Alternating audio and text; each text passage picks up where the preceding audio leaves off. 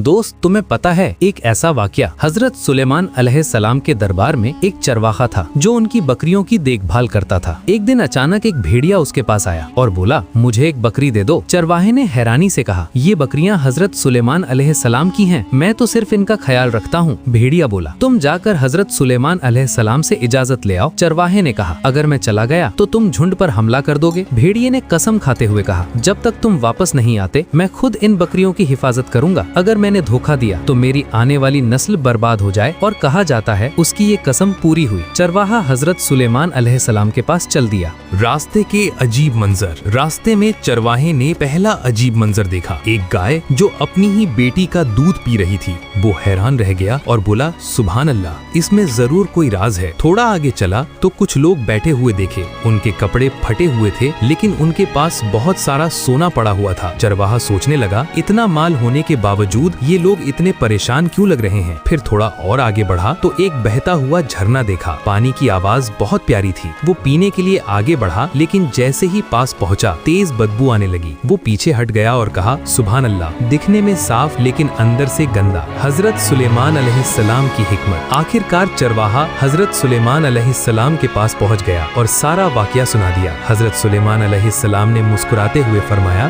जो गाय अपनी बेटी का दूध पी रही थी उसका मतलब ये है कि आखिरी जमाने में माएं अपनी बेटियों की कमाई पर गुजारा करेंगी। जो लोग सोना होने के बावजूद फटे कपड़ों में थे वो हराम और चोरी के माल से अमीर हुए होंगे। लोग हराम कमाई में सुकून ढूंढेंगे लेकिन बरकत खत्म हो जाएगी। और जो झरना दूर से साफ लग रहा था वो उन लोगों की मिसाल है जो दिखने में बहुत दीनदार होते हैं लेकिन उनके दिल दुनिया की ख्वाहिशों में डूबे होते हैं। दूर से नेकी नजर आती है मगर पास जाकर सच्चाई नहीं मिलती। भेड़िया और आखिरी सबक। ये सुनकर चरवाहा रो पड़ा और कहा, या अल्लाह, हमें ऐसे वक्त से बचा लेना। वापस आकर उसने देखा भेड़िया बाकी बकरियों की हिफाजत कर रहा था। चरवाहे ने कहा, हजरत सुलेमान अलैहिस्सलाम ने इजाजत दे दी है, तुम एक बकरी चुन सकते हो। भेड़िए ने पूरे झुंड को देखा और सबसे कमजोर बीमार बकरी चुन ली। चरवाहे ने पूछा, तुमने इसी बकरी को क्यों चुना? भेड़िया बोला, क्योंकि ये अपने रब का जिक्र नहीं करती थी। जो अपने खालिक को भूल जाता है वो आखिरकार सबसे ज्यादा नुकसान उठाता है। ये कहकर भेड़िया चला गया और चरवाहा सोचता रह गया। इस कहानी का सबक ये है, हर वक्त अल्लाह का जिक्र करते रहो,